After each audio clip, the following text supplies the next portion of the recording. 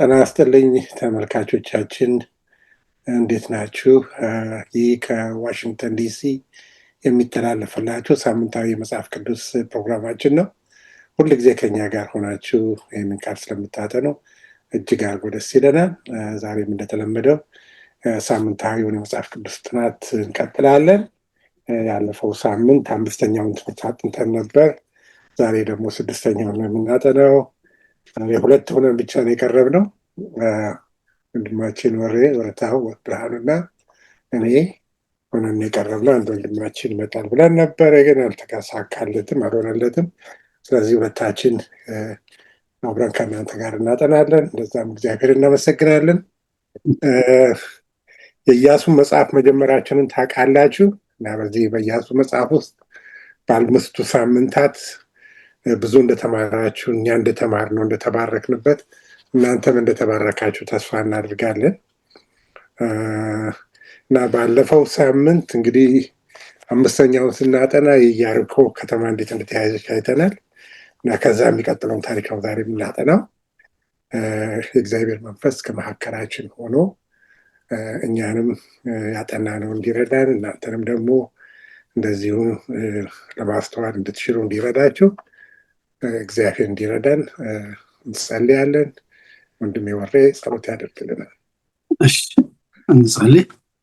በዘላለም ፍቅርህ የወደድህን አዳኛችንና መድኃኒታችን ጌታ ኢየሱስ ክርስቶስ ሆይ በዚህ ሰዓት ልጆች በፊት እንቀርባለን።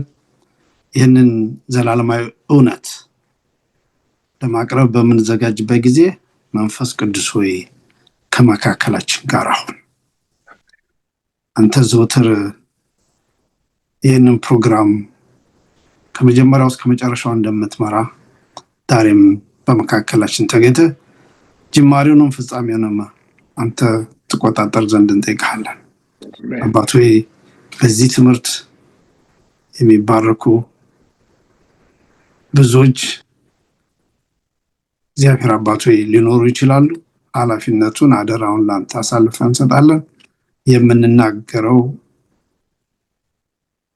አንተ የሰጠህንና መንፈስ ቅዱስ በአንደበታችን ያስቀመጠውን ብቻ እንዲሆን እርዳን። ስለ ስም ስትል አሜን አሜን አሜን። እንግዲህ ዛሬው 6ኛው ትምህርታችን ርዕሱ በውስጥ ያለ ጠላት ይላልና የሚገርም አይነት ትምህርት ነው ያለው። እኔ በተለይ በጣም ተባርኬበታለሁኝ። ለራሴ ለልቤ እግዚአብሔር መንፈስ ተናግሮኛል። ብዙ ጊዜ ከውጭ ስላለ ጠላት ነው የምናየው እና እጃችንም ጠንቁረን እንኳን ስንናገር እንደዛ ብለን አለ የምናገረው፣ ስለ ውጭ ብቻ ነው የምናስበው። ግን እግዚአብሔር ቃል ሲናገር በውስጣችን ያለውን ግንድ የሆነብንን በዓይናችን ውስጥ ያለውን ነገር አጥርተን እንመለከትምና በተለይ እያንዳንዳችን በግለሰብ ደረጃ የሚሆን በቤተክርስቲያን ደረጃ ቤተክርስቲያን ከቤተክርስቲያንነቷ ያለባትን ኃላፊነት የሚያመላክተን ትምህርት ነው የዛሬው ትምህርት። ወሬም እንደዛ ብዙ እንደተማርክበት ተስፋ አደርጋለሁኝ እና ከመግቢያ ጥቅስ ልጀምር። እንደዚህ ይላል በኤርምያስ ምዕራፍ 17 ቁጥር 10 ላይ የተጻፈ ጥቅስ ነው እና ኤርምያስ ላይ 2 ተመሳሳይ ጥቅሶች አሉ። አንደኛው ጥቅስ ብዙዎቻችን የምናውቀው ስለ ሰው ልብ ሲናገር የሰው ልብ እጅግ ክፉ ነው ማንስ ያውቀዋል የሚል ቃል ይናገርና ኤርምያስ እዚህ ላይም ተመሳሳይነት አለው፣ ግን ትንሽ ከፍ ብሎ እግዚአብሔር ደግሞ እንዴት እንደሚመለከት የሚናገረን ጥቅስ ነውና ላነብላችሁ ፈልጋለሁ። እኔ እግዚአብሔር ይላል ኤርምያስ 17 ቁጥር 10 አስምሩበት ይህን ጥቅስ እና እኔ እግዚአብሔር ለሰው ሁሉ እንደ መንገዱ እንደ ስራው ፍሬ እሰጥ ዘንድ ብሎ ልብን እመረምራለሁ ኩላሊትንም እፈትናለሁ ይላል እና አማርኛው ኩላሊት ይላል፣ እንግሊዝኛው ቃል ማይንድ ማለት ነው። ማይንዳችሁን እፈትናለሁ ይላል እና እግዚአብሔር እንግዲህ የልባችንን የሚመረምር በአእምሯችን ውስጥ ያለውን ሀሳብ የሚያውቅ የሚፈትን አምላክ እንደሆነ ነው የምንመለከተው ነው። የዛሬው ታሪክ በዚህ ውስጥ የተጠቃለለ ነገር ነው እና እኛ የማንመለከተውን እግዚአብሔር እንዴት አድርጎ እንደሚመለከት የሚያሳየን ነገር ነው። እኛ በጣም እንግዲህ ስጋውያን ስለሆን የተወሰነውን ብቻ ነው ማየት የምንችለው። እንኳን ስለሌላው ሰው ስለ ራሳችንም ሙሉ በሙሉ አናውቅም። እግዚአብሔር ግን እኛን የሚያውቅበትን መንገድ መጽሐፍ ቅዱስ ያስተምረን። የጸጉራችሁ ቁጥር እንኳን የተቆጠረ ቆጥሮ እንደሚያውቅ ነው የሚናገረው እና እንግዲህ በዛ ሀሳብ ነው እንግዲህ የዛሬው ጥናታችን ያለው። እንደዚህ የሚል ነገር አለ እንግዲህ የምናጠናው ባይዘዌ የኢያሱ ምዕራፍ 7 ነው ዛሬ ሙሉን ከቨር የምናደርገው እና በየቤታችሁ ያላችሁ ሰዎች ኢያሱ መጽሐፍ ምዕራፍ 7 አምጥታችሁ አብራችን እንድታጠኑ እንፈልጋለን እና ከመጽሐፍ ቅዱስ ጥቅሱ መሄድ እፈልጋለሁ በኋላ ላይ። ግን አሁን የመግቢያውን ክፍል ብቻ ለመናገር እንደዚህ ይላል። የእስራኤል ልጆች እንግዲህ ባለፈው ሳምንት ስናጠና ኢያሪኮን ድል ያደረጉበትን መንገድ ተመልክተን ነበር። እግዚአብሔር ከነሱ ጋር ሆኖ ብዙ ሳይዋጉ በእግዚአብሔር ኃይል ብቻ በድምፅ ብቻ ኢያሪኮን በመዞር ድል እንደነሱ እንመለከታለን። ያ ምንድን ነው? እግዚአብሔር ከነሱ ጋር ስለነበረ ነው። ዮርዳኖስንም ሲሻገሩ እግዚአብሔር ከነሱ ጋር ስለነበረ ዮርዳኖስ ወንዝ እንዴት ቆሞ ልክ ቀይ ባህር እንደተሻገሩ ዮርዳኖስን ወንዝ እንደተሻገሩ እንመለከታለን እና እግዚአብሔር መቼስ በተለያየ መንገድ ክንዱን አሳይቷቸዋል። እነሱ ከሱ ጋር እስካሉ ድረስ ሊያደርግላቸው የማይችለው ነገር የለም። እኛም በዘመናችን እኛ ከእግዚአብሔር ጋር እስከሆንን ድረስ እግዚአብሔር የሚመራን መንገድ እግዚአብሔር በሕይወታችን ውስጥ እንዲሆን የሚፈቅደው ነገር የተሻለ ነው እና እዚህ ላይ ምን ይላል? አንድ ቃል ተጽፏል። የእስራኤል ሕዝብ የቃል ኪዳኑን ረጅም ርቀት የሚጓዝ መዘዝና ጥልቅ ትርጉሙን የተማሩበት የመጀመሪያ ምሳሌ የሚገኘው ኢያሱ 7 ላይ ነው ካለ በኋላ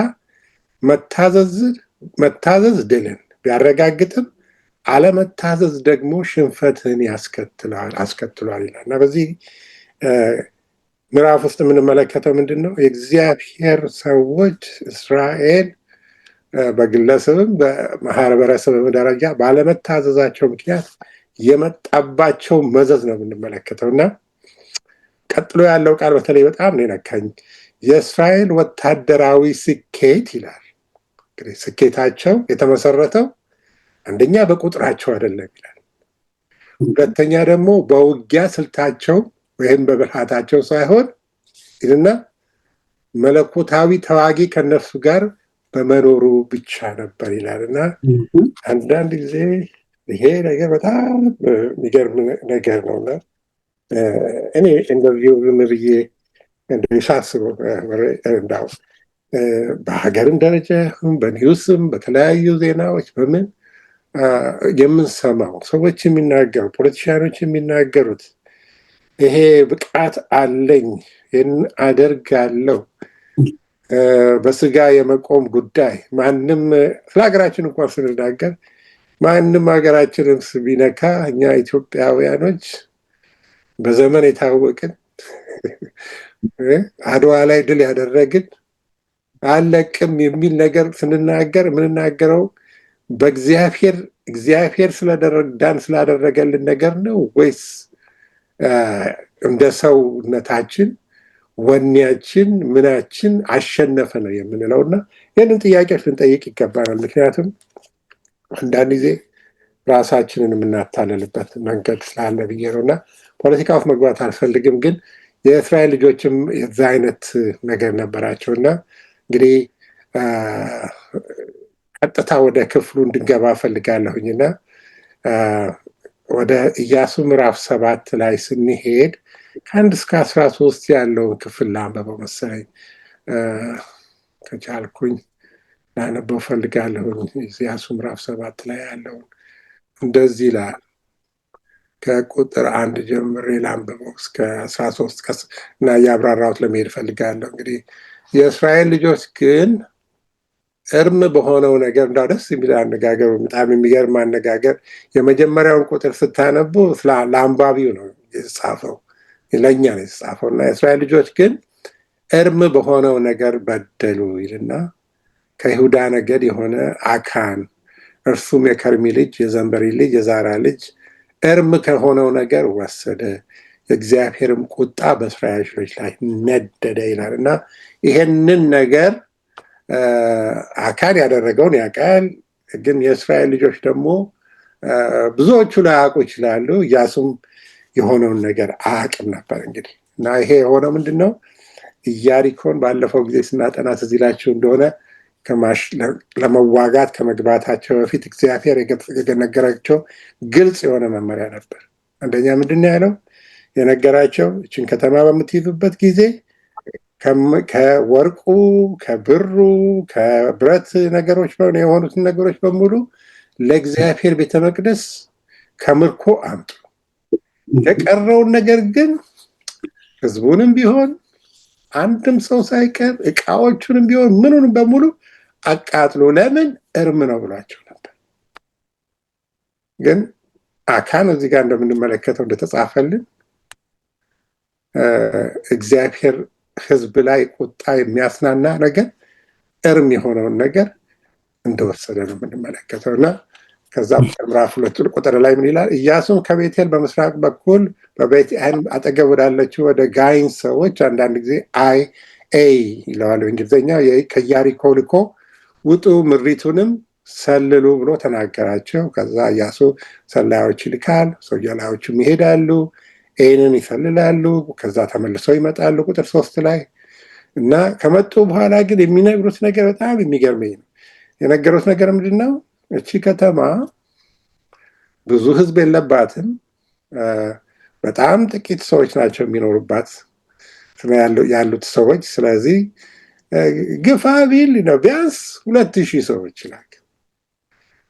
እንዳው ደግሞ ማክሲመም ብለህ የምታስብ ከሆነ ደግሞ 3000 ያህል ሰዎች ወጥተው እችን ከተማዎች እንዲመቱ ላክ እንጂ ህዝቡን ሁሉ አታድክም ይሉታል። እና እንግዲህ ይሄ ሁሉ ኢያሱ የሚያደርገው በራሱ እንደሆነ እንድትመለከቱ ፈልጋለሁ። እና እነዚህ ነገሮች ስንመለከት በኋላ ላይ ጠለቅ ብለን እንመለከታለን። እና ኢያሱ እግዚአብሔርን አማክሮ ነበር አላማከረም የሚለውን ነገር እየተመለከተ እንሄዳለን። ከዛ ኢያሱም የእነሱን ቃል ይወስድና ምንድን ያደረገው? ማክሲመም ነበሩ ነው የሚልክላቸው። 3000 ሰዎች ወደ ኤ ወጥተው እንዲወጉ ይልካቸዋል። ግን የኤ ሰዎች ምንድነው የሚያደርጉት? እነዚህን ሰዎች ድል ነስተዋቸው 36 ሰዎች ገለው እንዳባረሯቸው እንመለከታለን። በጣም አድርገው ነው የእስራኤል ልጆችን የመቷቸው። እና ከዛ በኋላ ኢያሱ ይሄን ሲመለከት በጣም ደነገጠ። ከመደንቀጡ የተነሳ ልብሱን ቀደደ። እሱ ብቻ አይደለም፣ የእስራኤል ውስጥ የነበሩት መሪዎችም ሽማግሌዎችም እነሱም አመድ ነስንሰው በእግዚአብሔር ፊት በእግዚአብሔር ታቦት ፊት በግንባራቸው ተደፍተው ቀኑን ሙሉ እንደቆዩ ያሳየናል። ቁጥር 6 ላይ እና ኢያሱ የሚናገረው ቃል አለ ቁጥር 7 ጀምሮ። ኢያሱም አለ ዋይ ጌታ እግዚአብሔር ሆይ እና በአሞራውያን እጅ አሳልፈህ ትሰጠን ታጠፋንም ዘንድ ይህንን ህዝብ ዮርዳኖስን ለምን አሻገርኸው? በዮርዳኖስ ማዶ መቀመጥን በወደድን ነበር እኮ ይላል። ጌታ ሆይ እስራኤል በጠላቶቻቸው ፊት ከሸሹ ምን እላለሁ አለ። ቁጥር 9 ላይ ከነዓናውያን በምድሪቱ የሚኖሩ ሁሉ ሰምተው ይከቡናል፣ ከዚህ በኋላ ስማችንንም ከምድር ያጠፋሉ፣ ለታላቁ ስምህ የምታደርገው ምንድን ነው የሚል ቃል ይናገራል። ቁጥር 10 እግዚአብሔርም ኢያሱን አለው ለምን በግንባርህ ተደፍተህ ቆምክ? እስራኤል በድለዋል፣ ያዘዝኳቸውንም ቃል ኪዳኔን አፍርሰዋል፣ እርም የሆነው ነገር ወሰዱ ብሎ ይነግረዋል። ስለዚህም የእስራኤል ልጆች በጠላታቸው ፊት መቆም አይችሉም። እርም የሆነውን ነገር ስላደረጉ በጠላታቸው ፊት መቆም አይችሉም። የተረገሙ ስለሆኑ ይላል። የእስራኤል ልጆች የተረገሙ ይላቸዋል እዚህ ጋር። በጠላቶቻቸው ፊት ይሸሻሉ። እርም የሆነውን ነገር ከመካከላችሁ ካላጠፋችሁ ከዚህ በኋላ ከእናንተ ጋር አልሆንም ይላል። ከዛ በኋላ ቁጥር 13 ላይ ትእዛዝ ይሰጠዋል። ተነሳና ህዝቡን ቀድስ የሚል ሀሳብ ይዞ ነው እንግዲህ ከ1 እስከ 13 ያለውን ክፍል የሚነግረን ነው። ወደ ሰንበት ትምህርታችን ስንመለስ እንግዲህ ምን ይላል? እንግዲህ የእሑዱን ክፍል ምን ይላል? የቃል ኪዳኑ መጣስ ይላል እና እንግዲህ የቃል ኪዳኑ መጣስ እና ጥያቄዎች ልንጠይቅ የሚገቡን ጥያቄዎች አሉ። አካን ባደረገው ነገር ለምን የእስራኤል ልጆች የሁሉ ነገር ደረሰባቸው የሚል ትልቅ ጥያቄን ያስነሳል እና ይህንን ነው እንግዲህ የምንመለከተው ዛሬ የምናጠናው ክፍል ላይ የምናየው እና የመጀመሪያውን እንግዲህ ቁጥር ስናነብ የእግዚአብሔርን ቁጣ የሚያሳየን እና እግዚአብሔርን ቁጣ እናያለን። ከዛ በኋላ ማን እንዳጠፋ እግዚአብሔር ይናገራል እና ግን በእስራኤል ልጆችና በኢያሱ እይታ ግን ይሄ ነገር አልታወቀም ብዙ። ምናልባት ይላሉ አንድ እንግዲህ የመጽሐፍ ቅዱስ ተናጋሪዎች አጥኚዎች ሙሉ በሙሉ ሰዎች አላወቁም ማለት አይቻልም፣ ምናልባት ያዩት ሰዎችም ይኖራሉ የሚል ሀሳብ አለ። እንግዲህ እዚህ ላይ ምን ይላል? የካያስቲክ መዋቅር የሚሉት አለ በቴዎሎጂ አነጋገር። ምንድነው ይሄ ካያስቲክ መዋቅር ማለት? ልክ እንደ ተራራ ነው። ልክ እንደዚህ እንደ ተራራ ነው። እንደዚህ የሚወጣ ተራራ ስትወጡ እንደዚህ የሚወጣ እንትን አለው፣ ስሎፕ አለው። በዚህ በኩል ደግሞ እንደዚህ የሚወርድ ስሎፕ አለው እና መጽሐፍ ቅዱስ እንደዛ አድርገው በዚህ በኩል ያሉትን ሀሳቦች ከዚህ በኩል ካሉት ሀሳቦች ጋር እያነጻጸሩ የሚናገሩበት ነው። እንግዲህ የመጽሐፍ ቅዱስ መመሪያ ነው ካያስቲክ መዋቅር የሚሉት። ለምሳሌ ካያችሁኝ እዚህ ጋር የአካንን መበደል ይናገርና እዚህ ጋር ደግሞ እግዚአብሔር የሚሰጠውን መልስ በዚህ ሳይድ ደግሞ ይነግረናል። ለዛ መፍትሄ የሚያመጣውን የአካን ጥፋት በዚህ በኩል እግዚአብሔር ደግሞ መልስ ምን እንደሆነ ይናገራል። እዚህ ጋር የእስራኤል ልጆች ማቅ ለብሰው ግራ ተጋብተው መቀመጥ ይናገርና በዚህ በኩል ደግሞ ስትመለከቱ እግዚአብሔር ግራ ለተጋቡበት ነገር መልስ ሲሰጣቸውና በእንደዚህ አይነት መንገድ እንግዲህ መጽሐፍ ቅዱስ ተመራማሪዎች የሚያጠኑትን መንገድ ካያስቲክ ብለው ይናገራል። እና እንግዲህ አሁን ትልቁ ጥያቄ ልንጠይቅ የሚገባው እስራኤላውያኖች በኤ ሰዎች የተሸነፉበት ምክንያት ምንድን ነው የሚለው ነው። እንግዲህ መመለሰው አንዳንድ ትልቅ ጥያቄ የሚያስከትልብን እንዴት አንድ ሰው በበደለው በደል ህዝቡ ሁሉ ሊወቀስ ይችላል? ምክንያቱም እግዚአብሔር እዚህ ላይ እየወቀሰ ያለው ምንድን ነው? ህዝቡን እንደ ኔሽን ነው እየተናገረ ያለው እና እግዚአብሔር ለምንድን ነው ህዝቡን እንደ ኔሽን የሚወቅስበት ምክንያት ብለን ስንመለከት የእስራኤል ልጆች እንደ ኔሽን የገቡትንም ቃል ኪዳን እንድናስታውስ ያደርገናል። እዚህ ላችሁ እንደሆነ በሲና ተራራ ላይ ሙሴ ተራራ ላይ ህጉን ይዞላቸው መጣ ጊዜ በእግዚአብሔር ፊት ያደረጉት ቃል ኪዳን አለ። እስራኤል እንደ ኔሽን ምንድን ነው ያሉት? እግዚአብሔር የሚናገረውን ነገር ሁሉ እናደርጋለን፣ እንጠብቃለን ብለው ነበር የተናገሩት እንደ ኔሽን። አሁን እግዚአብሔር እንደ ኔሽን የተናገሩበትን ነገር አንዱ ሰው እንኳን ከመካከላቸው ቢያጠፋ እስራኤል እንደ ኔሽን የሚመጣበት ጣጣ ነበረበት እና ይህ ነገር ሳነብ ይህን ሳጠና ራሴን የተመለከትኩት፣ ቤተክርስቲያንን የተመለከትኩት እና በአሁኑ ጊዜ ቤተክርስቲያን በየዓለሙ ቦታ ካያችሁ ብዙ ግልጽ የሆኑ ኃጢአቶችን ቤተክርስቲያን በጣም ቶለሬት የምታነግበት ዘመን እንደዚህ አይነት ዘመን የለም። ብንመለከትም ኃጢአት የሆኑ ጉድፍ የሆኑ ነገሮችን ብንመለከትም በግልጽ መተን ለወቀሳ መጽሐፍ ቅዱስ እንደሚነግረን ለወቀሳ ለእርማት አንቆምም እና ብዙዎች ክርስቲያኖች በቸልተኝነት ወይ አውርተን ወይ ምን ብለን እንሄዳለን እና ብዙ ጊዜ እኛ ቤተክርስቲያን ስንሄድ ብዙዎቻችን አምሮብን ነው የምንሄደው።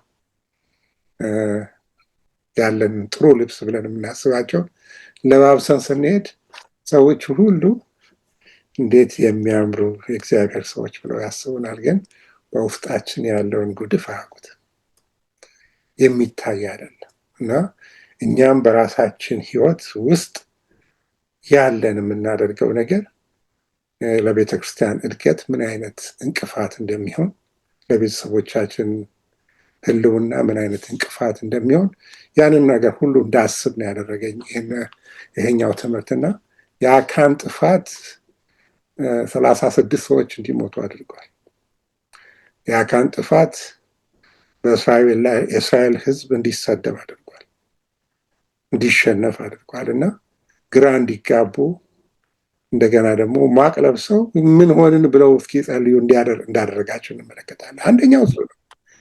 ሁለተኛው ግን ምናልባት ኢያሱ እነዚህን ሰላዮች ከመላኩ በፊት ወደ እግዚአብሔር ቢቀርብ ኖሮ ብዬ አስባለሁ። ቀርቦ እግዚአብሔር አምላክ ሆይ ኤል ልንወጋ ነው እና ምንድን ነው ማድረግ የሚገባን ብሎ ቢነግረው እግዚአብሔር እነዛ ሰዎች ሳይሞቱ በፊት ስለ አካን ጉዳይ ይነግረዋል ብዬ አስባለሁ።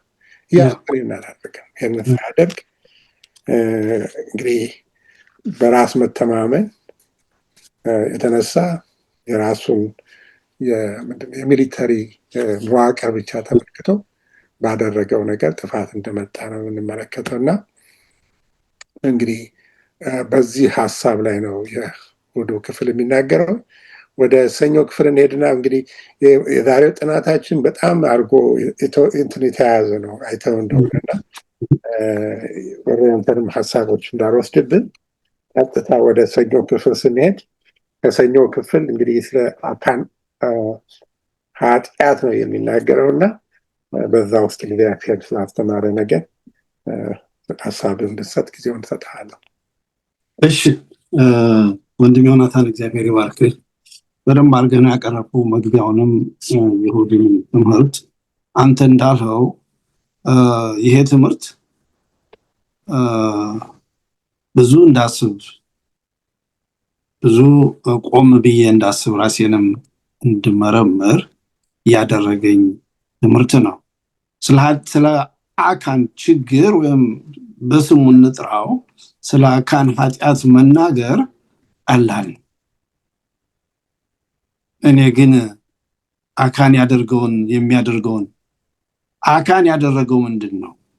ቅድሜ ወንድሜ ዮናታን ሰው ያልተፈቀደውን የተከለከለውን ነገር ለእግዚአብሔር ተቀድሶ የተቀመጠውን ነገር አደራ ያላቸውን ነገር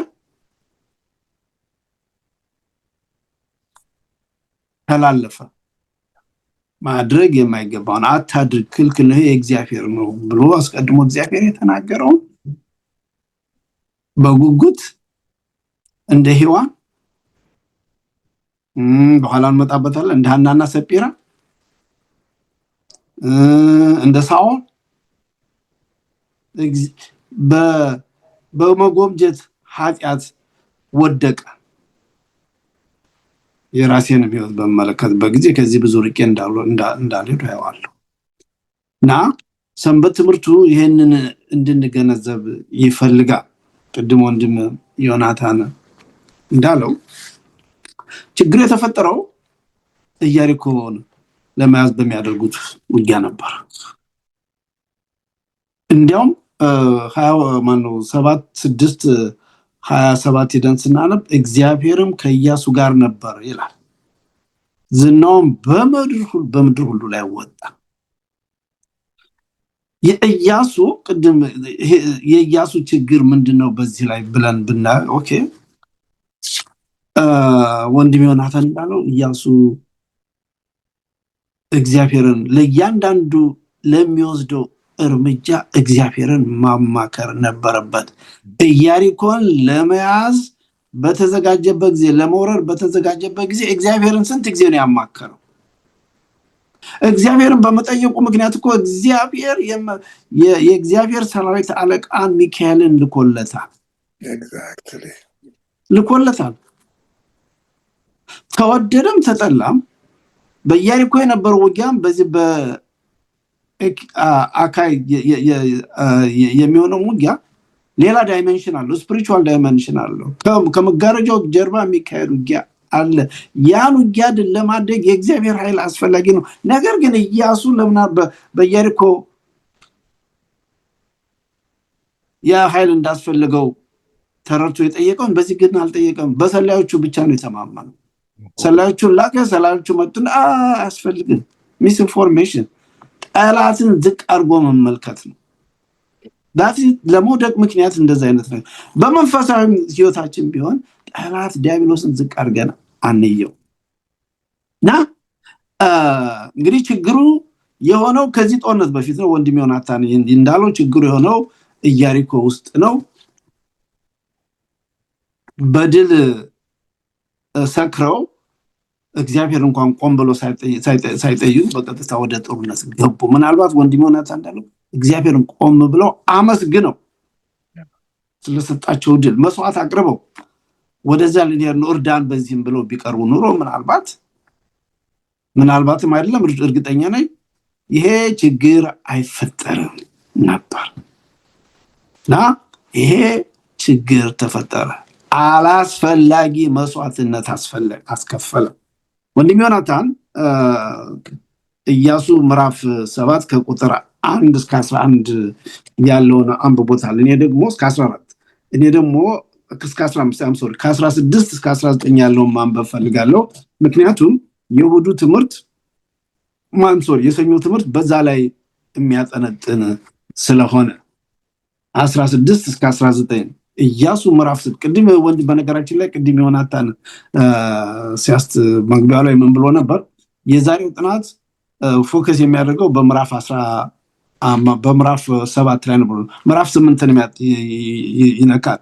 ምዕራፍ 8 also የዛሬው ጥናት ምዕራፍ 8ም እንሄዳለን እና በሁለት ምዕራፎች ላይ ነው የሚያተኩረው። ነገር ግን የአሁኑ የእሑዱም የሰኞም የሚያተኩረው በምዕራፍ 9 ላይ ስለሆነ ምዕራፍ 9 ቁጥር 16 እስከ ምዕራፍ 7 ከቁጥር 16 እስከ 19 ሄደን ስናነብ እንደዚህ ይላል። ኢያሱም ማልዶ ተነሳ፣ እስራኤልንም በየነገራቸው አቀረበ። የይሁዳም ነገድ ተለየ፣ የይሁዳንም ወገን አቀረበ። የዛራንም ወገን ለየ፣ የዛራንም ወገን ሰዎች አቀረበ። ዘምብሪም ተለየ፣ የቤቱንም ሰዎች አቀረበ። ከይሁዳም ነገድ የሆነ የክሮሚ ልጅ የዘምቤር ልጅ የዛራ ልጅ አካን ተለየ። ኢያሱም አካንን ልጅ ሆይ ለእስራኤል አምላክ ለእግዚአብሔር ክብር ስጥ፣ ለእርሱም ተናዘዝ፣ ያደረከውንም ነገረኝ አትሸሽገኝ አለው አለ። ችግሩ ምን እንደሆነ እግዚአብሔር ነገረው ለኢያሱ እና ለችግሩ መፍትሄ መፈለግ ነበረበት። ጥፋተኛውም መፈለግ ነበረበት እና በዚህ ሂደት ውስጥ እኔ እንደማየው ተመልከቱ፣ ያነበብናቸውን ቁጥሮች ተመልከቱ። እግዚአብሔር ለጥፋተኛው ወይም ለአካን ብዙ እድል ሰጥቶት ነበር። ችግሩ እንደታወቀ እኮ የዚያኑ ቀን አይደለም እርምጃ የተወሰደው፣ እንዲያድር አደረገ እግዚአብሔር ለኢያሱ ነግሮት እና ምርመራ እንደሚኖር ከተነገረ በኋላ ምርመራው እስከሚቀጥለው ቀን ተላልፎ ነበር። ከ14 እስከ 15 የሚነግረን ነው። እስከሚቀጥለው ቀን ምን ይላል? 14 እና 15 እግዚአብሔርም የሚለው ነገር በየወገናቸው ይቀርባል። እግዚአብሔርም የሚለውን ወገን በየቤተሰቦቹ ይቀርባል። እግዚአብሔርም የሚለው ቤተሰብ እርም የሆነ ነገር የተገኘበት ሰው የእግዚአብሔርን ቃል ኪዳን አፍርሷልና በእስራኤል ዘንድ በደል አድዋል፣ እርሱ ያለው ሁሉ በእሳት ይቃጠላልና ለሚቀጥለው ቀን እድል ተሰጠ። ምርመራ እንደሚኖር ከተነገረ በኋላ ምርመራው እስከሚቀጥለው ቀን ተላልፎ ነበር። ይሄ እድል አይደለም ለአካን። እግዚአብሔር የብዙ እድሎች አምላክ ነው። በእግዚአብሔር ላይ ብዙ ጊዜ እጃችንን እንጠቁማለን፣ እንፈርዳለን። እግዚአብሔር ኃጢአትን እንጂ ኃጢአተኛን አልጠላም። ለአካን ኃጢአቱን እንዲተው ኃጢአቱን እንዲናዘዝ እድል ሰጠው። እግዚአብሔር እኮ እስካሁን ድረስ ምጽአቱን ያዘገኝ ለእኛ እድል ለመስጠት ነው እንጂ ኃጢአትን እንጂ እያደረገውም አስደሰት አይደለም። እንቀጥል። ከዛ በመቀጠል የሆነው ምንድነው? እጣ ተጣለ፣ እንዲጣል ሆነ አይደለም። ፕሮሰሱ ቀጠለ። ሰውየው ጧት ሲመጣ አሁንም ምንም እንዳልሆነ ጸጥ ብሎ እንደማይታወቅበት በእግዚአብሔር ፊት ምንድነው አንገቷን አሸዋ ውስጥ እንደተደበቀች ሰጎና ደፍታ እንደተሰበቀች እግዚአብሔር ሁሉን የሚያውቅ አምላክ ነው። ይሄንን ያውቃል እግዚአብሔር። ኢያሪኮ እንዴት እንዳጠፋ ታየዋል። ከዚህ አምላክ መደበቅ እንደማይቻል አካን አይቷል። ለምን የድፍረት ኃጢአት ብዙ ጊዜ የብዙዎቻችን ችግር ነው። ያና ላካን በነገራችን ላይ ለመውደቁ ምክንያት የመመኘት ኃጢአት ነው። ሰንበት ትምህርቱም ይላል ሔዋን ዮሐንስ ሲገልጽ መጽሐፍ ቅዱስ የተጠቀመበትን ቃል ነው እዚህም ላይ የተጠቀመው ይላል። ያካንን የመመኘት ኃጢአት፣ የመጎምጀት ኃጢአት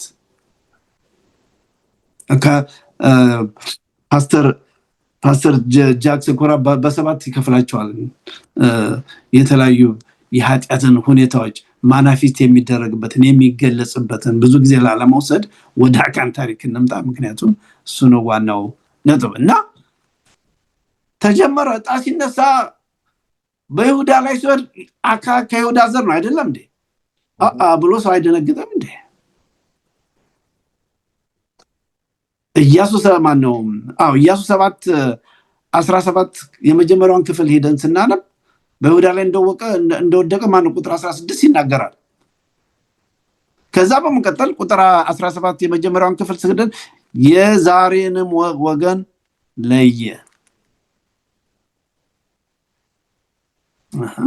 ይሄ ነገር እየቀረበ ሲመጣ ምንድነው ዝም ያሰኛል? እኔ አንድ የሚገርመኝ ግብጽ እስራኤሎች ከግብጽ ምድር ለመውጣት እግዚአብሔር ያደረጋቸውን ድንቅና ታምራት በመመለከትበት ጊዜ እንዴት ነው ፈርዖን ልቡ ወደደ? እንዴት በመጀመሪያው ታምራት ልቡ እንትን አይልም? እንዴት ነገሩ ግልጽ አይሆንለትም? በሁለተኛው በሶስተኛው እንዴት የመጨረሻ ልጁን የራሱን ልጅ መስዋዕት እስኪያደርግስ እንዴት ሰው ርቆ ይሄዳል? ልበ ደንዳና ይሆናል። አልታወቅም ነው አሸንፋለሁ ነው። እዚህም ላይ ምን ይሁዳ ከዛ የሱ ዘር ሆኖ የዘሪም ዕጣ ሲወጣ አረ ወገኖቼ እኔ ጥፋተኛ ነኝ ቢል እግዚአብሔር ይቅር ይለው ነበር? አምሹር ይቅር ይለው ነበር። የዘሪም ወገኖች አቀረበ፣ የዘሪም ተለየ። ኢያሱ መለኮታዊ ደግነትንና ፍቅርን በማንጸባረቅ አካን ኃጢአቱን እንደገና እንዲናዘዝ ጠየቀው እና አሁንም አልተናገረም። በመጨረሻ ነው አካን ፊቱን ማነው ያደረገውን ነገር የትም መሄድ በማይችልበት ጊዜ ኦሬዲ ሌት ከሆነ በኋላ የምህረት በር ከተዘጋ በኋላ ዝናቡ መውረድ በጀመረበት ጊዜ እኮ በኖህ ዘመን ሰዎች መጥተው የኖህን በሩ ከተዘጋማ መቆርቆር ጀምረው ነበር። ያሶስ ሌት የምህረት በር ተዘግቷል። የማዳን ቀን ዛሬ ነው። የመዳን ቀን ዛሬ ነው ወገኖች። whatever ኃጢአት የተደበቀ መናዘዝ ያስፈልጋል። እግዚአብሔር የተደበቀ ኃጢአትም የድፍረት ኃጢአትም ማንኛውም ኃጢአት አካን ግን ፈቃደኛ አልነበረም። እንዴት በዚህ ህዝብ ራሴን ዝቅ አድርጋለሁ? መጨረሻ ተመልከቱ ያስከፍለውን ዋጋ። ጥፋተኛውን መፈለግ፣ ጥፋተኛው ተገኘ። ከእግዚአብሔር ተደብቆ የሚያመልጥ የለም። አዳምና ሔዋን ሞክሮት ነበር፣ አልተሳካም። እኛም ብንሞክረው የትም ከእግዚአብሔር ፊት የትም ማምለጥ አንችልም። እና ኢያሱ 7:14 ምን አለ? ነገ በየነገዳችሁ ትቀርባላችሁ ብሎ ኢያሱ ሲናገር ቢነቃጥር እግዚአብሔር የሚለውን ነገር በየወገኖቹ ይቀርባል። እግዚአብሔር የሚለው ወገን በየቤተሰቦቹ ይቀርባል። እግዚአብሔርም የሚለው ቤተሰብ በየሰው ይቀርባል ሲል እንዴት ነው የጥሪ ደወል የማይደውለው? በሰው የሰው ልብ ቅድም ያነበብነው የመታሰቢያ ቁጥራችን የሚያንጸባርቅልን ወይም የሚነገር ወይም ወንድም ዮናታን መጀመሪያ ላይ ከመታሰቢያ ቁጥሩ በፊት የተናገረው ጥቅስ በኤርምያስ የሰው ልብን አስመልክቶ የሚነግረን ይሄን ምንድነው የሚለው? መታሰቢያ ቁጥሩ ከዚህ ክፍል ጋር በተለይ የተያዘ ስለሆነ ላነበው ፈልጋለሁ። እኔ እግዚአብሔር ለሰው ሁሉ እንደ መንገዱ እንደ ስራው ፍሬ ሰጥ ዘንድ ልብን እመረምራለሁ። ኩላሊትን እፈትናለሁ። ሁላችንም ያው መጽሐፍ ቅዱስ ምንድን ነው? አትሳቱ፣ እግዚአብሔር አይዘበትበትም፣ ሰው ሁሉ የዘራውን ያጭዳል። አካን በእግዚአብሔር ሕዝብ ላይ የዘበተ ሰው ነው በበኩል። ምክንያቱም እግዚአብሔር የሰጠውን የጸጋ ስጦታ እግዚአብሔር የሰጠውን አንደኛ፣ ሁለተኛ፣ ሶስተኛ፣ አራተኛ እድል አልተጠቀመም ወገኖች። እኛ ግን እድላችን ተጠቅመን ከዘላለም ሞት ለመዳን ኃጢአታችንን ተናዘን በክርስቶስ በኩል ያደረገልንን የነጻ ስጦታ ተቀብለን ወደ ተስፋይቱ ምድር መግባት እንድንችል ራሳችን ፈቃደኛ አድርገን ማቅረብ አለበት። እግዚአብሔር የሚጠላው ኃጢአትን እንጂ ኃጢአተኛውን አይደለም። እኛ ግን እምቢ ብለን ኃጢአትን እንደ አካ ተጠማጥመን እንደ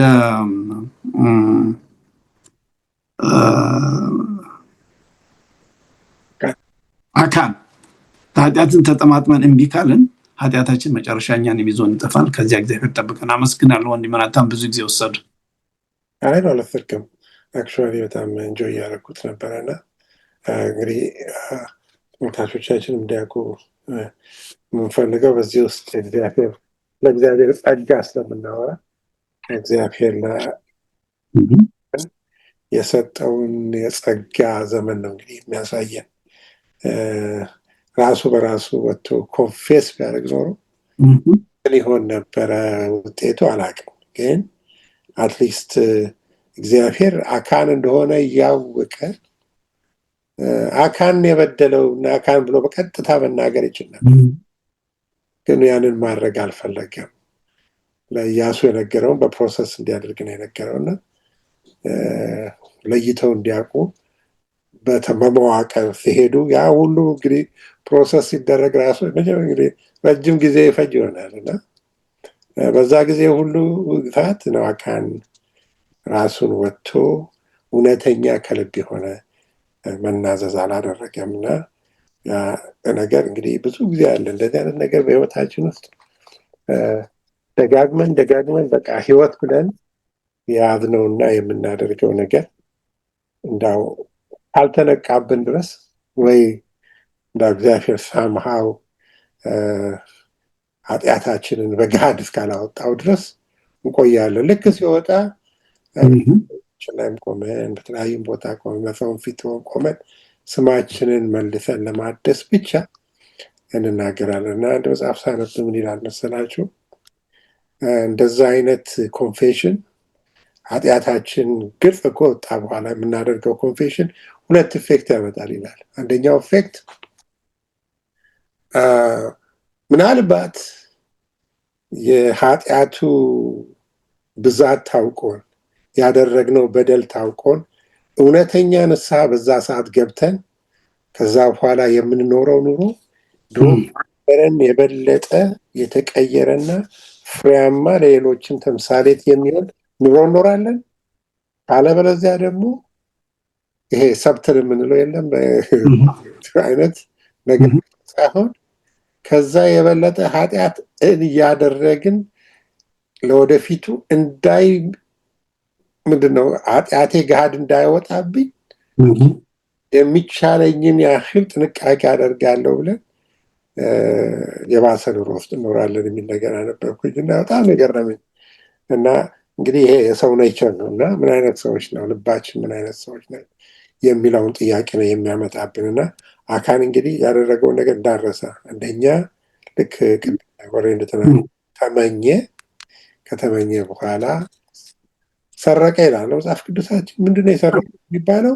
ወርቅም ሰርቋል፣ ብርም ሰርቋል። እነዛ ለእግዚአብሔር ቤተ መቅደስ መሆን የሚገባቸውን ነገሮች ነው ቤቱ ያስቀመጠው። ከዛ ውጭ ደግሞ ካባውን የሰረቀው ደግሞ ለራሱ እሱ ደግሞ መቃጠል የነበረበትን ነገር ሁለቱንም ሰርቆ ነበር የደበቀው። ከዛ በኋላ ምንድን ያደረገው? ክህደት ፈጽሟል። ከዛ ደግሞ ከኢያሱ ደብቆ እንደነበረ ነው የምንመለከተው። እና እንግዲህ እኛም በህይወታችን ተመሳሳይ ነገር ነው የምናደርገው። እንመኛለን፣ እናደርጋለን፣ ሰዎች ከጠየቁን እንዋሻለን፣ እንክዳለን። ከዛ ደግሞ ኃጢአታችንን እንደብቃለን እና እነዚህ ነገሮች ለአካን ብቻ ናቸው ብለን እንዳናስብ ነው እንግዲህ ይህን ሀሳብ ይዤላችሁ መጣው እና ያንን ነገር እንድናስብበት እፈልጋለሁ። ወደ ማክሰኛው ክፍል ስንሄድ እጣ ፈንታን የሚወስኑ ምርጫዎቻችን ይላል። የቀጥታ እንግዲህ በልባችን የሚናገር ቃል ነው እና እያንዳንዳችን እንግዲህ እግዚአብሔር ቃል ሲናገር በፊት መርገምና በረከትን አስቀምጫለሁ ይላል እግዚአብሔር ቃል። እሺ ብትሉ ብትታዘዙ የምድርን በረከት ትወርሳላችሁ፣ እምቢ ብትሉ ግን ሰይፍ እንደሚበላን እግዚአብሔር ቃል በግልጽ ይናገራል እና እንግዲህ ምርጫዎች አሉ። እግዚአብሔር የምርጫ አምላክ ነው እና ያንዳንዱ የምናደርገው ምርጫ ደግሞ የእያንዳንዳችንን እጣ ፈንታ የሚወስኑ ናቸው እና ይሄ እጣ ፈንታ ስንል ቀላል ነገር አይደለም።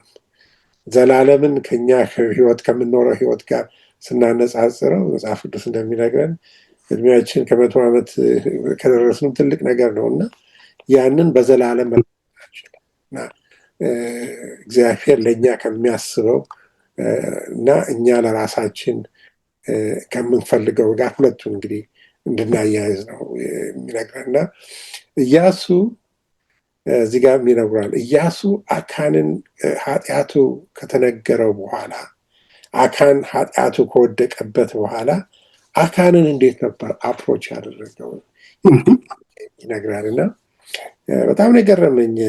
ኢያሱ አካንን ምንድን ያለው? ልጄ ሆይ ምንድን ያደረግከው? እስኪ እባክህ እግዚአብሔርን አክብር፣ የሰራኸውንም ደግሞ ኃጢአት ንገር። እኛ ብዙ ጊዜ እሱ ተመልክቼ ምን አይነት ሊደርሺፕ ስኪል ነው ለራሴ።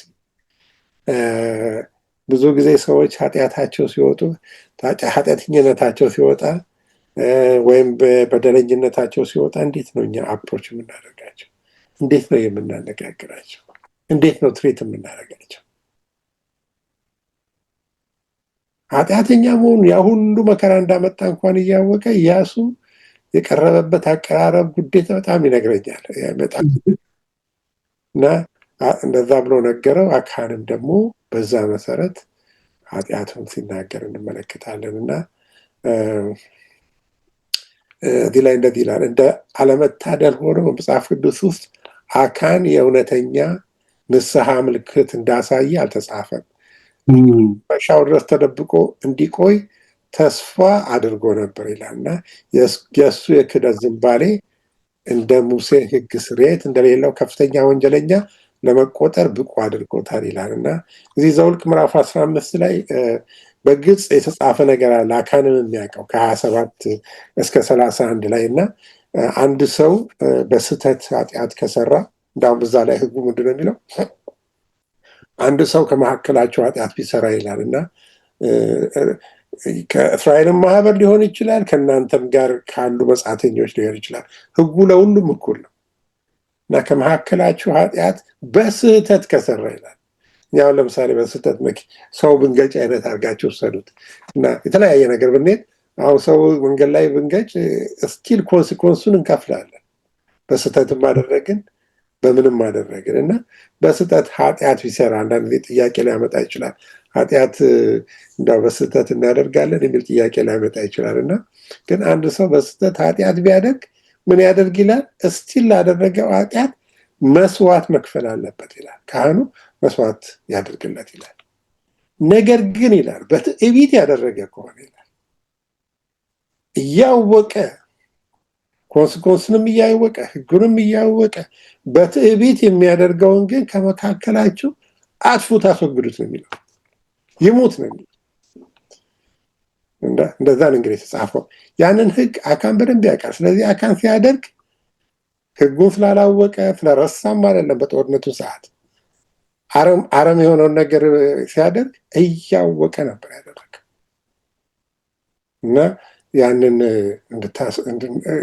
ሀሳብ ነው የሚሰጠን እዚህ ላይ እና የአካን ምርጫ እግዚአብሔር ለፍጥረታቱ መልካሙን እንደማይፈልግ እና የመለኮት ብቻ የሆኑትን አንዳንድ አስደሳች ነገሮች እንደሚደብቅን እንድንጠራጠር ያደርገናል ይላል። አካንን አስቡት እስኪ። አካን ከሰረቀ በኋላ እነዚህ ሰዎች ሰዎች የሄዱት ሰዎችን ቢያሸንፉ ነው ያ ከተጻፈልን በኋላ ቢያሸንፉ ኖሮ ያ ቢቀጥል ኖሮ ምን ይሆን ነበር የሚለው ጥያቄ ነው እንግዲህ መጠየቅ ያለብን።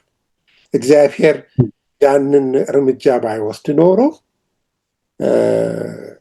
ኃጢአት እንደገና ሌሎች ሰዎች አሁን እዚህ ጋር ምንድን ነው የሚለው? አሁን አንዳንድ ሰዎች ምን ይላሉ? ለምን እግዚአብሔር አጥፉ ሲላቸው ለምን መልካም የሆነውን ነገር ያጠፋሉ?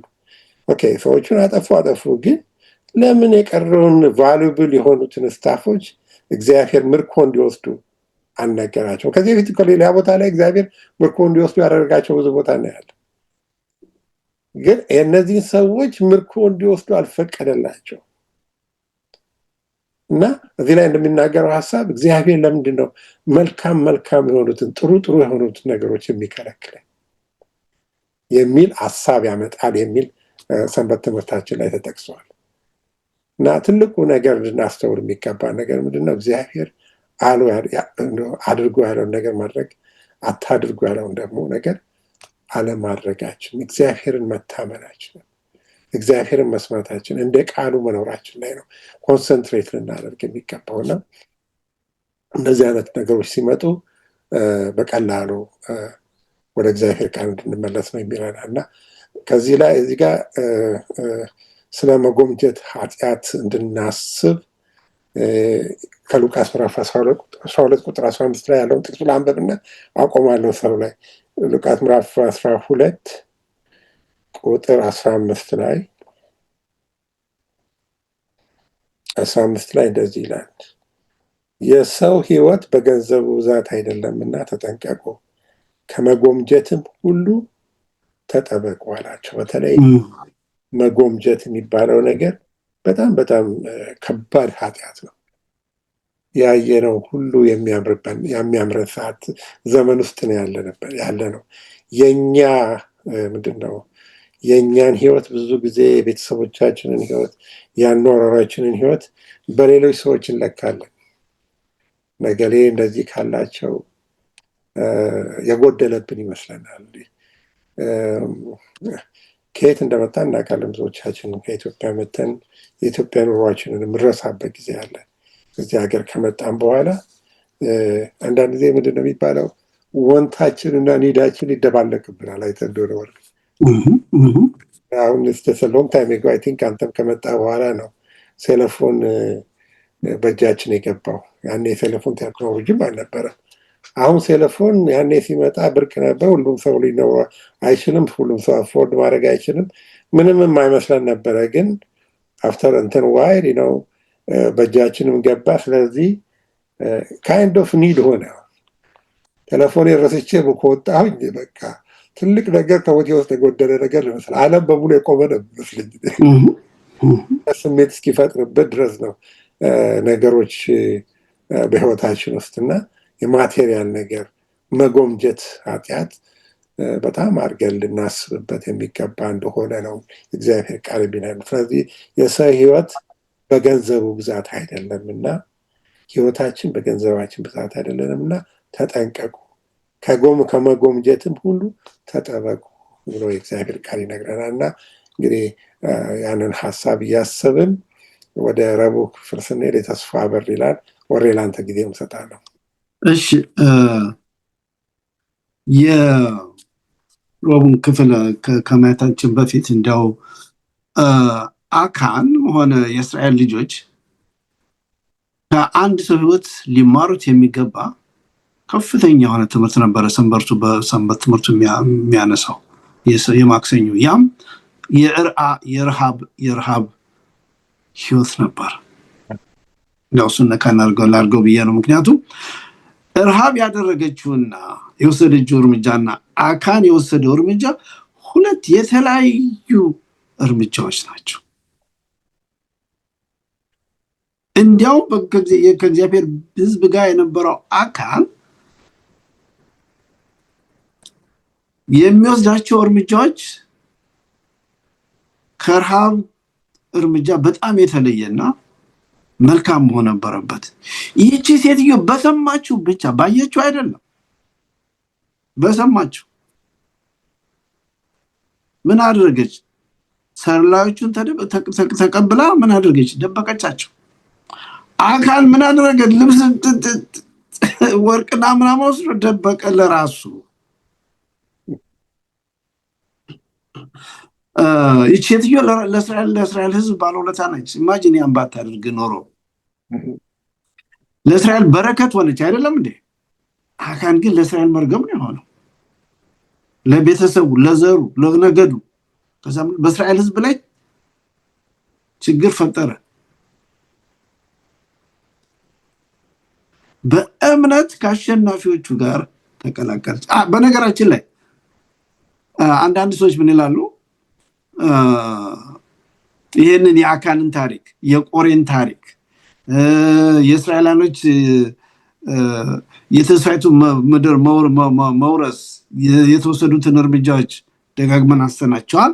በሚያዩበት ጊዜ የአዲስ ኪዳን እግዚአብሔርና የብሉይ ኪዳን እግዚአብሔር የተለያዩ ናቸው ብሎ ይናገራሉ። የአዲስ ኪዳንን እግዚአብሔር ጨካኝ፣ የብሉይ ኪዳን እግዚአብሔር ጨካኝ፣ የአዲስ ኪዳን እግዚአብሔር መልካም አድርገው ለማቅረብ ይሞክራሉ። እግዚአብሔር አንደኛ በአዲስ ኪዳንም በብሉይ ኪዳንም አንድ አምላክ ነው። ኃጢአትን አይወድም። የሐዋርያት ሥራ ምዕራፍ 5 ሄዳችሁ በምታነቡበት ጊዜ የሐናንያና ሳጲራን ታሪክ ታገኛላችሁ። ኢንስታንት እርምጃ ነው የተወሰደባቸው። ታዲያ እንደዚሁ የመደበቅ ኃጢአት፣ የመጎብኘት ኃጢአት ስለፈጸሙ ስለዚህ እግዚአብሔር ለኃጢአት በአዲስ ኪዳንም በብሉይ ኪዳንም የሚወስዳቸው እርምጃዎች አንድ አይነት እርምጃዎች ናቸው።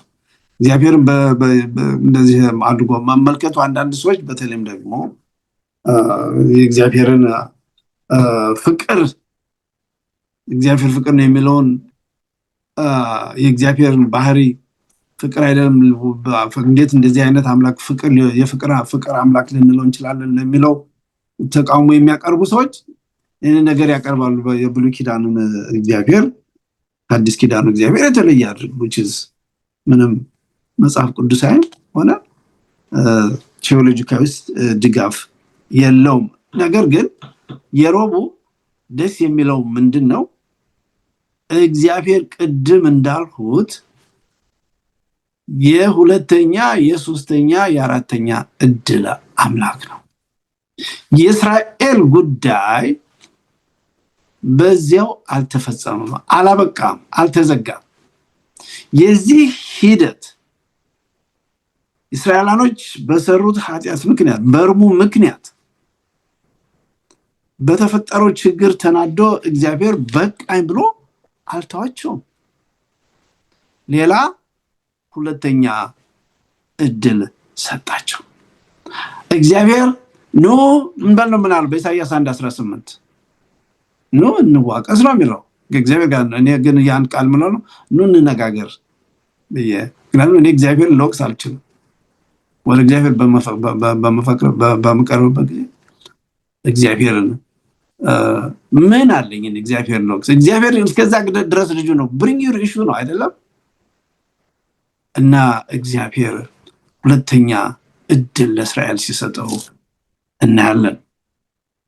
እና እግዚአብሔርም ኢያሱን ምን አለ? አይዞህ ያ በኢያሪኮን ድል እንዲያደርግ የመራው አምላኩ እስራኤልና ኢያሱ ባዘኑና ራሳቸው ሽማግሌዎቹ በእግዚአብሔር ፊት በወደቁበት ጊዜ እግዚአብሔር ጨካኝ አይደለም። እግዚአብሔር ፍቅር ነው የምንለው ለዚህ ነው። እኔ በሆነስ ነው ጥያቄው። አሁን ለምሳሌ እኔ በእግዚአብሔር ቦታ ማን ኢያሱ እንደ እስራኤል ይሄንን አድርጌላችሁ ተመልከት እስኪ ትላንትና ኢያሪኮን አሸንፌላችሁ መጥተው እንዴት እንደዚህ ያለ ነገር ያደርጋል? በቃኝ አላለም። አይዟቸው ኢያሱ እግዚአብሔር ለኛም እንደዛ ነው የሚፈልገው። ከኛ ምንድነው? በጸጸት መንፈስ ወደርሱ መቅረብ ነው። እና ቁጥር 8 ምዕራፍ 8 ቁጥር 1 ጀምሮ እግዚአብሔርም ኢያሱን አትፍራ፣ አትደንግጥ፣ ሰልፈኞችን ሁሉ ካንተ ጋር ውሰድ፣ ተነስተም ወደ ጋይ ውጣ፣ አይ የጋይንን ንጉስ ህዝቡንም ከተማዋንም ምድሩንም በእጅህ ሰጥቻለሁ። እሰጥሃለሁ አይደለም ሰጥቻለሁ። ትድናላችሁ አይደለም እግዚአብሔር ድናቸዋል። that's the good news of the gospel። የመጽሐፍ ቅዱስ ትልቁ እግዚአብሔር ከኛ ጋር ከሆነ ድል እናደርጋለን እንጂ ድል አድርገናል ነው እንጂ ድል እናደርጋለን አንል። በእግዚአብሔር በክርስቶስ ኢየሱስ በሆነው በኩል ድነናል ነው እንጂ እንድናለን አይደለም። it's not a future, it's a past tense actually። የሆነ ጉዳይ ነው፣ ያለቀ ጉዳይ ነው። እግዚአብሔር አስመልክቶ ይሄ ጦርነት ወረድ ያለቀ ጉዳይ ነው። ድብቅ ጦሩን ልኳል እግዚአብሔር አስቀድሞ እዛ እና የሆነውም ያ ነው። በእግዚአብሔር ፊት በቀረው ጊዜ እግዚአብሔር ድል ጊዜያችን ስለሄደ በዚሁ ላይ ማቆም ፈልጋለሁ። እግዚአብሔር ድል አቀናጭ በኢያሪኮ እንደነበረው እግዚአብሔር ኢያሱን በጋይ ላይ ድል እንደሚቀናጅበት የሚቀዳጅበትን ስልት ሰጠው። ስልቱም እንደነበረ ሰንበት ትምህርት በደንብ ያስቀምጠዋል። very even modern የጦርነት ሰዎች የሚጠቀሙበት ዘዴ ነው። ድብቅ ጦር ነው። በጠላት ቴሪቶሪ በጠላት አንዳንድ ጊዜ ምን ያደርጋሉ? አየር ወለዶች ሄደው ጠላት ቴሪቶሪ ውስጥ ጠላት ግዛት ውስጥ ይወርዳሉ። ጠላት ወደፊት ሲወጣ እነሱ ከኋላ እንደሚያደርጉት እንደሆነ ነው ማለት ነው። ሞደርን ዋርፌር ውስጥ አየር ወለድ የዛን ጊዜ አልነበረም። ነገር ግን እግዚአብሔር ስትራቴጂውን ዲዛይን አድርጎ ሰጣቸው። እግዚአብሔር ከነሱ ጋር ነው። ታዲያ እግዚአብሔር ከነሱ ጋር ከሆነ ማን ድል ያደርጋል? ዘይሾዝ እግዚአብሔር መጀመሪያ ሲሄዱ እግዚአብሔር አልጠየቁም፣ ድል ሆኑ። አሁን ሲሄዱ ግን እግዚአብሔር ጠየቁ፣ ድል አደረጉ። ድል የምንፈልግ ከሆነ ከእግዚአብሔር ጋር አብረን ነው መጓዝ ያለብን። አመሰግናለሁ። ይሁን ቴንክ ዩ ልክ ነህ። ከዛ በኋላ የአካን ኃጢአት ከወጣ በኋላ እግዚአብሔር እርሙን ካስወገዱ በኋላ ማለት ነው እግዚአብሔር ድልን ሰጥቷቸዋል። እግዚአብሔርን ይዘው ነው ደግሞ የወጡት እና በቀላሉ ነበር ድል የመቷቸው። በሁለቱም መንገድ ቦታ ከበዋቸው፣ ከተማውን ከበው እንዴት ድል እንደመቷቸው እዛ ክፍል ላይ እንማራለን። ወደ አሁን ክፍል ስንሄድ ቀጥታ አክቹዋሊ የሚያያዘው ኢያሱ ከጸለየው ጸሎት ጋር ነው። እግዚአብሔር በጠፋ ጊዜ ኢያሱ የተናገራቸው ቃላቶች ዝም ብለን ስናነባቸው እንደው እግዚአብሔር አምላክ ሆይ እንደው አሁን በአሞራውያን ልታስጨርሰን ነው ወይ? ለምንድን ነው ዮርዳኖስን ያሻገርከን? እያንዲ አጸላለየው ዝም ብለን ስናነበው ሁለት ነገር ነው የሚናገረው። ከዛ ደግሞ የሚናገረው ነገር ደግሞ የሚገርም ነው። እንዴት ይህንን ሌሎች ሲሰሙ ስለ ስሙ ስለ እግዚአብሔር ስለ ስምህ ምን ይላሉ? አክቹዋሊ ሙሴም ተዚላችሁ እንደሆነ የእስራኤል ልጆች በበደሉበት ሰዓት እና ጣዖት በሰሩበት ሰዓት ተመሳሳይ ጸሎት ጸልየዋል። እና ሙሴ እዛ ላይ የተናገረው ነገር ምንድነው? እንደ እግዚአብሔር እኮ ከግብፅ አውጥቶ ከነአን ሊያስገባቸው ስላልቻለ ያን ሙሴ ጸልየው አለ። በባህ አጠፋቸው እንዴት ይባላል? እንዴ ለስምህ ስትል እግዚአብሔር አምላክ ሆይ ለተቀደሰው ስም ስትል ይህንን ህዝብ አድን ያለውና ኢያሱም ተመሳሳይ ነገር ነው የሚጸልየው። ስለ ስሙ ስለ እግዚአብሔር ስም ሲናገር ተመሳሳይ ነገር ይሰጣቸዋል። እና ግን አንድ ነገር እንድናቅ የምንፈልገው ነገር ምንድን ነው? ያለፈው ደጋግመን ይህን ሀሳብ በአምስቱም ትምህርት የነካን ይመስለኛል። እግዚአብሔር ብዙ ጊዜ ስለ እስራኤል ልጆች ስናጠና እግዚአብሔር እስራኤል ልጆች የተለዩ ህዝቦች፣ የተለየ ፌቨር እግዚአብሔር የሚያደርግለት ህዝብ፣ ሌላውን ህዝብ ግን እንደ ህዝብ የማይመለከት አድርገን ነው የምናስበው። ግን ያ እውነት እንዳልሆነ ገና ከመውጣታቸው ነው የምንመለከተው። ግብፃውያንም አብረዋቸው ወጥተዋል። ህጉን ሲሰጣቸው ለግብፃውያኖችንም እንዴት ትሬት ማድረግ እንዳለባቸው አሳይቷቸው እና ሊወጣ የፈለገ እግዚአብሔር ጋር የመጣውን በሙሉ የተቀበለውን በሙሉ አዘሴም ማነር ነው እግዚአብሔር ትሬት ያደረገው ሳይሆን በውጊያም ቦታ በየትም ቦታ ውጊያ ከማድረጋቸው በፊት እግዚአብሔር ለነዛ ጠላት ብሎ ለሚያስባቸው እድል ይሰጣቸዋል። ያሎችን ያሰፍራቸዋል፣ ያስቀምጣቸዋል። ለውጊያ እንደመጡ ያውቃሉ። ከከተማ ወጥቶ መሸሽ የሚችልበት ኦፖርቹኒቲ በጣም የሰፋ ነው። ትዝናን ያለፈው ጊዜ የገባዖ ሰዎችን እንዴት እንደተቀበሏቸው አጥንተናል። እና ምንም እንኳን ሞቲቫቸው የተለየ ቢሆንና ዋሽተውን ቢገቡ እግዚአብሔር ግን አላጠፋቸው። ምክንያቱም በሱ ጥር ስር ለመከለል ስለመጡ መጥተዋል። ግን ስለመዋሸታቸው ደግሞ አገልጋዮች ሆነዋል።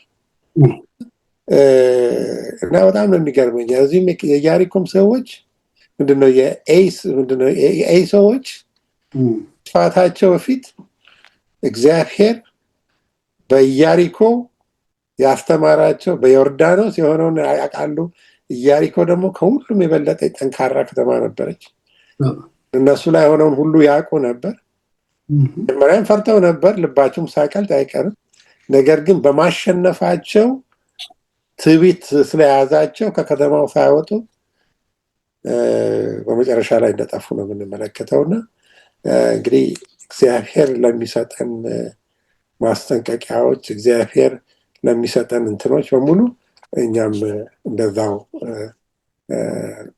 ምንድነው ማስጠንቀቂያዎቹን ተመልክተን ወደ እግዚአብሔር ለመመለስ ጥረት ማድረግ አለብን ብዬ ነው የማስበው። እዚህ ላይ እንደዚህ ይላል፣ ከነዓናውያን በምድሪቱ የሚኖሩ ሁሉ ሰምተው ይከቡናል፣ ስማችንም ከምድር ያጠፋሉ።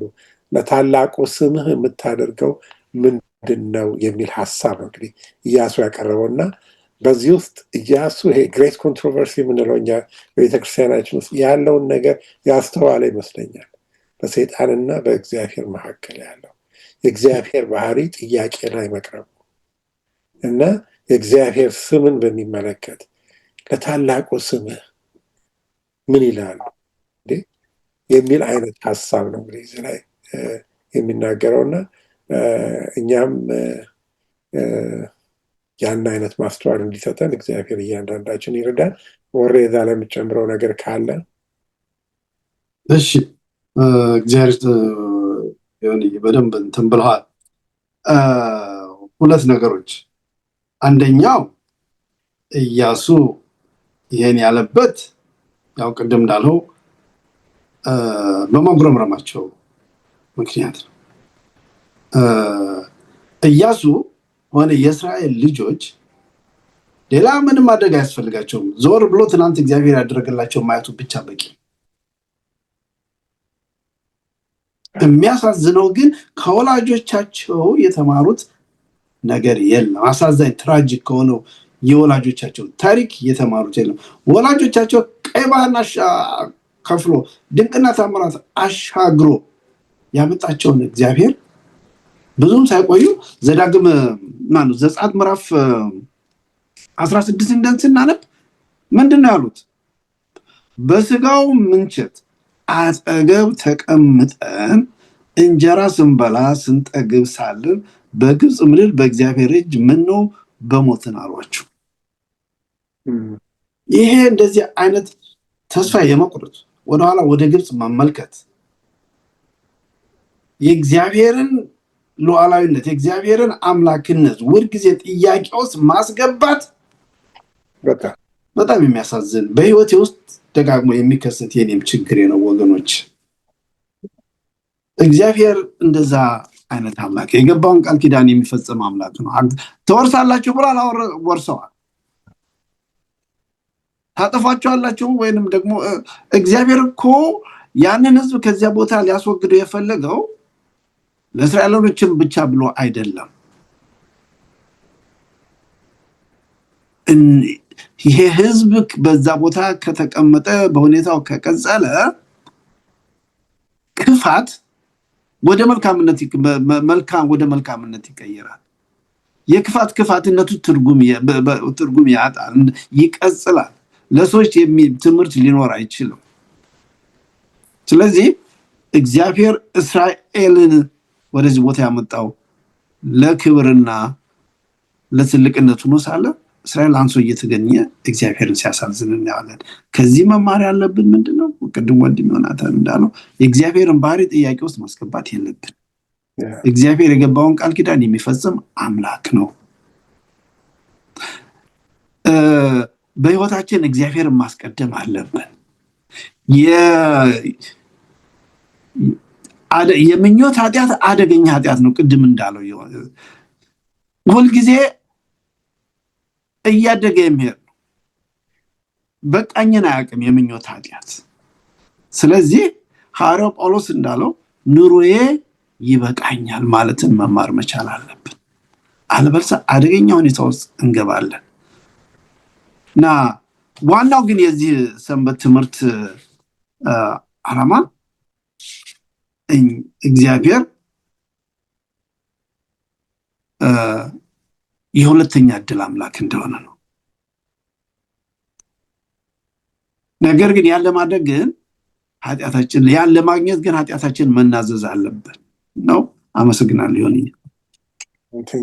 ቆንጆ ጊዜ ነበረ። ተመልካቾቻችንም ተባረካችሁ። ከሚቀጥለው ትምህርት አምናለሁኝ።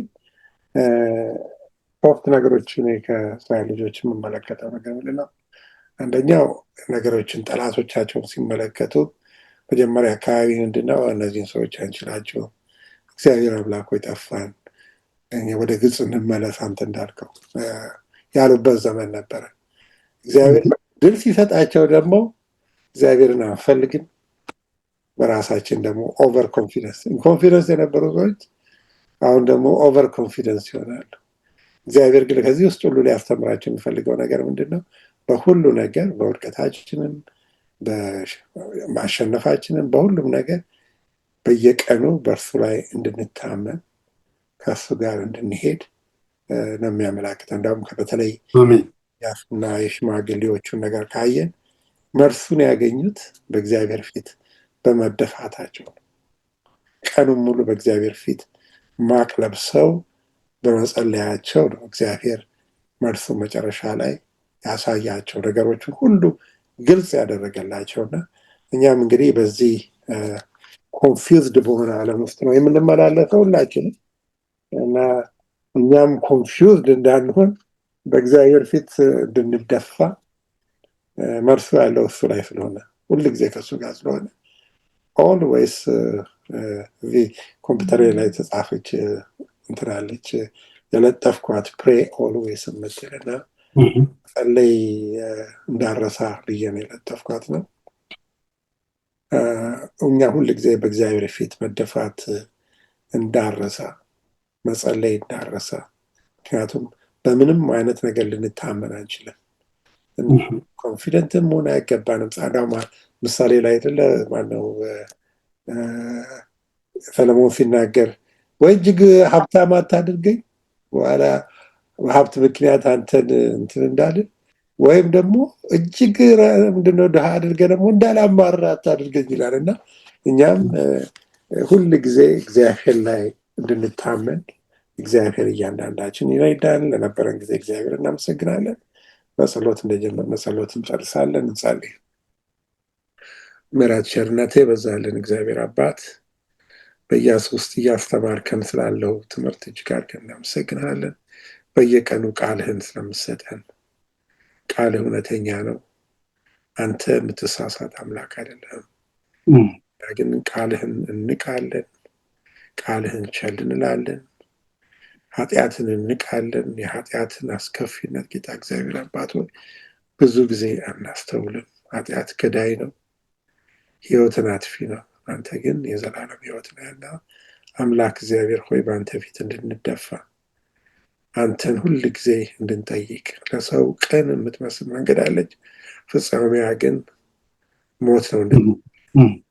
ጌታ እግዚአብሔር አባት ሆይ በምንም አይነት በራሳችን እንዳንመካ፣ በራሳችን አቅም፣ በራሳችን ትምህርት፣ በራሳችን ሀብትና ገንዘብ፣ በተለያዩ ነገሮች የኔ ብለን በምናስባቸው ነገሮች እንዳንመካ፣ በቤተሰቦቻችን እንዳንመካ፣ በቤተክርስቲያናችን እንዳንመካ አንተ ጌታ ሆይ በአንተ ብቻ እንድንመካ፣ አንተን ብቻ ተመልክተን እንድንጓዝ እንድትረዳን እንለምንሃለን። ኃጢአት በደላችንን ይቅር በል። ተመልካቾቻችንን በያሉበት በተለያየ ነገር ውስጥ ያሉትን ወንድሞች እህቶቻችን በሙሉ አንተ አስባቸው። በጌታ በኢየሱስ ስም አሜን። አሜን አሜን።